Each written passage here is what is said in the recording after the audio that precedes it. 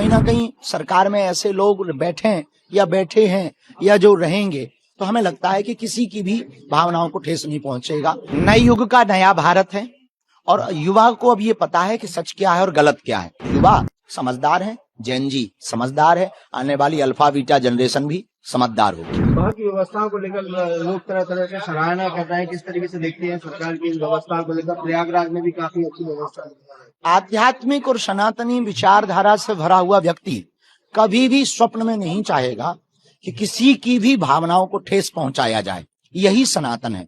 और कहीं ना कहीं सरकार में ऐसे लोग बैठे हैं या जो रहेंगे, तो हमें लगता है कि किसी की भी भावनाओं को ठेस नहीं पहुंचेगा। हम साधुवाद दे रहे हैं।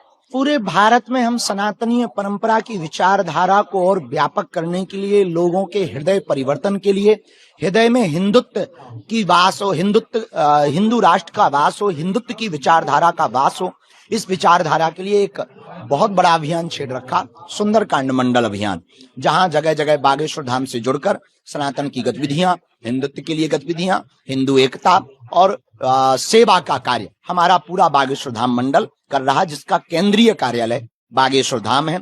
आज हम छतरपुर के उस कार्यालय में सुंदरकांड मंडल के बैठक में और उद्घाटन में आए। महाराज, जिस तरीके से युवा जागा है धर्म के प्रति, चाहे वो न्यू ईयर की साल हो या पिछले, लगातार आपकी यात्रा से युवा काफी प्रेरित हो रहे हैं, जुड़ रहे हैं। किस तरीके से देखते हैं ये जो सुंदरकांड मंडल है, इसमें किस तरीके से युवा जुड़ रहे हैं? बड़ी संख्या में देखिए जगह जगह से फोटो आ रहा है। नए युग का नया भारत है और युवा को अब ये पता है कि सच क्या है और गलत क्या है। इस देश में विचारधारा के द्वारा मानसिक गुलामी करने वाले लोगों की जंजीरें टूटेंगी। देश में कास्टवाद नहीं, राष्ट्रवाद चलेगा। देश में तनातनी नहीं, सनातनी रहेंगे। देश में जो भी इस भारत में दंगा फैलाने वाले हैं, उनके सामने और उनके ऊपर गंगा माँ का प्रभाव होगा। इसलिए हमें लगता है कि अब युवा समझदार है, जेन जी समझदार है, आने वाली अल्फा बीटा जनरेशन भी समझदार होगी।